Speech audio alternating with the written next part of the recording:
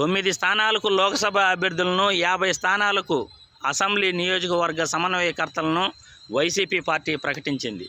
సామాజిక న్యాయం మేమే చేస్తున్నాము అంటున్న చంద్రబాబు నాయుడు ఏ రోజు కూడా బీసీలకు పెద్దపీట వేయలేదు.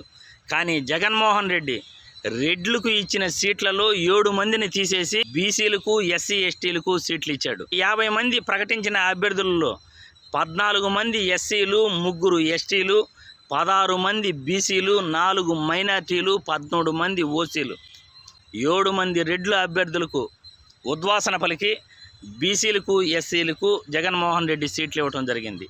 9 లోక్సభ అభ్యర్థులలో 6 మంది బీసీలకు ఇచ్చాడు. 1 ఎస్సీ, 1 ఎస్టీ, 1 ఓసీకి సీట్లు ఇచ్చిన పరిస్థితి. అయ్యా చంద్రబాబు నాయుడు గారు, నువ్వు ఎప్పుడైనా సామాజిక న్యాయం ప్రకటించావా? బీసీలకు ఇన్ని సీట్లు నువ్వు ఇవ్వగలవా అని నిన్ను ప్రశ్నిస్తున్నా. నువ్వు ఏ రోజైనా కానీ బీసీలకు సముచిత స్థానం కల్పించావా అని నిన్ను ప్రశ్నిస్తున్నా. ఎస్సీ, ఎస్టీలకు నువ్వు ఎన్ని టికెట్లు ఇచ్చావు అని నిన్ను ప్రశ్నిస్తున్నా. సామాజిక న్యాయం ఈరోజు జగన్మోహన్ రెడ్డి మాత్రమే చేయగలడు. బీసీలకైనా, ఎస్సీ, ఎస్టీలకైనా జగన్మోహన్ రెడ్డి మాత్రమే న్యాయం చేయగలడు అని ఈరోజు ప్రజలు అనుకుంటున్నారు. మరి చంద్రబాబు నాయుడు ఇప్పటికీ కూడా అభ్యర్థులను ప్రకటించలేదు. బీసీలకు ఎంతమందికి ఇస్తాడు, ఎస్సీ, ఎస్టీలకు ఎంతమందికి ఇస్తాడు? ఇప్పటి వరకు కూడా నియోజకవర్గాల్లో క్యాండిడేట్లు లేక టీడీపీ అభ్యర్థులు, జనసేన కార్యకర్తలు కూడా తలలు పట్టుకుంటున్నారు. ఎవరు ఎక్కడి నుండి నిలబడతారో తెలియక విస్మయంలో టీడీపీ పార్టీ, జనసేన కార్యకర్తలు ఉన్నారు.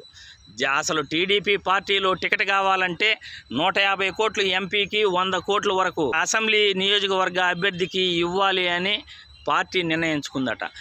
ఇంత పార్టీ ఫండ్ ఇచ్చి మళ్ళీ నియోజకవర్గాల్లో మనం ఎంత ఖర్చు పెడితే గెలుస్తామో, ఇంత ఖర్చు పెట్టి టీడీపీ సీటు మనకు కావాలా అని టీడీపీ, జనసేన కార్యకర్తలు తలలు పట్టుకుంటున్నారు. చంద్రబాబు నాయుడు విస్మయంలో ఉన్నాడు. ఇది టీడీపీ పార్టీ పరిస్థితి. జగన్మోహన్ రెడ్డి యొక్క సామాజిక న్యాయం బీసీలకు, ఎస్టీలకు ఎలా న్యాయం చేస్తాడో జగన్మోహన్ రెడ్డి నిబద్ధత ప్రజలందరూ కూడా చూస్తున్నారు.